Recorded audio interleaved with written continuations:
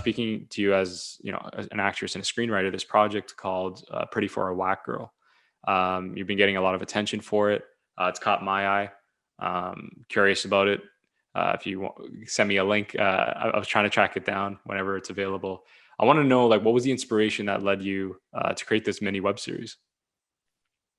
When I was in my master's program, like the program was really great. It allowed me to really feel more confident in what I was doing, but it was very much like you had to be driven and you kind of had to make things happen, as you were talking about before. So I was in that one class I was in. It was a media production class specifically for my master's group.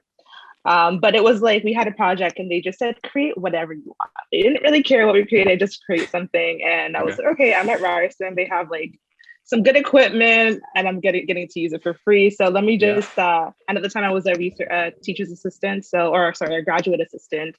Right. So I had access to like undergraduate students who wanted to get hours. And I was like, okay, let me just make this, spin it away. So I decided to write a script. Didn't know what it was about at first. I kind of was through some activities in class and I figured it out. Wrote the script, went through that process, got some students to help out.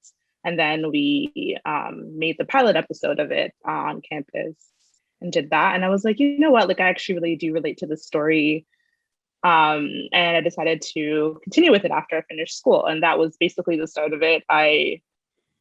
Just through a class and I decided to continue it. And the story again is just, to me, relatable. It's just about a young Black millennial woman who's, close to my age, who just trying to make it through life, trying to figure out the world of love and dating and all that stuff. Like it's a pretty standard story, but with a twist. And like she ends up, yeah, exactly. And she ends up signing up for her friend's psychology of love project, because her friend's a psychology teacher studying love and Black love. And that's basically the story. And and just kind of continued from there. Afterwards, I just was in a mentorship program called, at the time it was called Black Youth.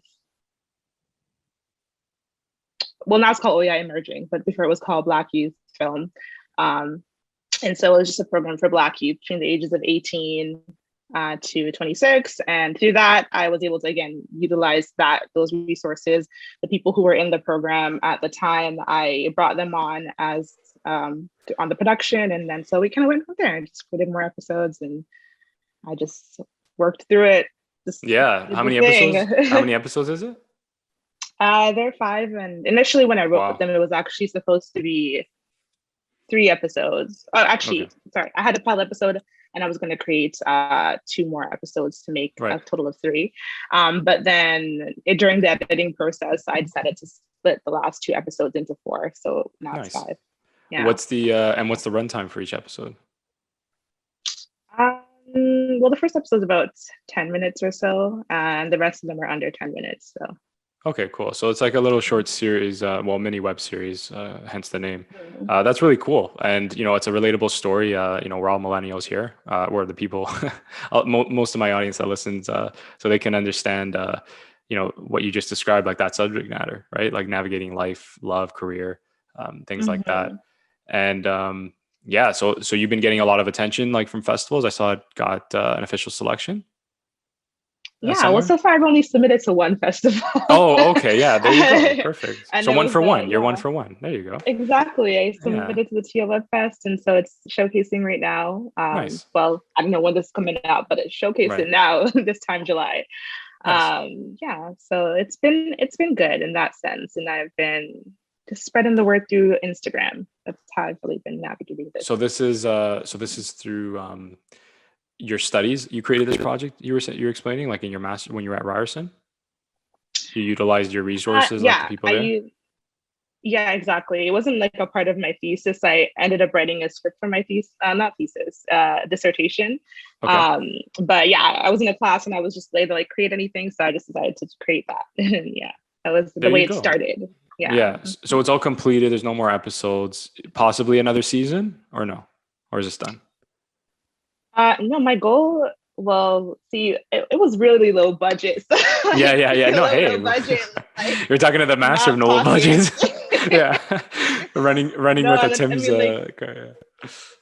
Exactly. Yeah. Like even after I finished, I was like, you know what? Let me create some more episodes and see how I can spin this. It was like my Yeah, money, so it wasn't a very big budget. So creating more another season will be dependent on if I can get funding from other sources, of which is course, of course. helpful to be in this space of like the Teal Flood Fest because they have those connections. So, but yeah, we'll see. We'll see. I think the next thing would be if I make more episodes, it would be like a revamping of it with a higher budget and like Yeah, of yeah. course. The production value. Yeah, yeah. Like you would just redo Yeah, it and start fresh for sure. Get that HBO exactly. Yeah. green light. Can you imagine? That's what I'm trying to do. That's what you're Yes. trying to do. There you go. Yeah.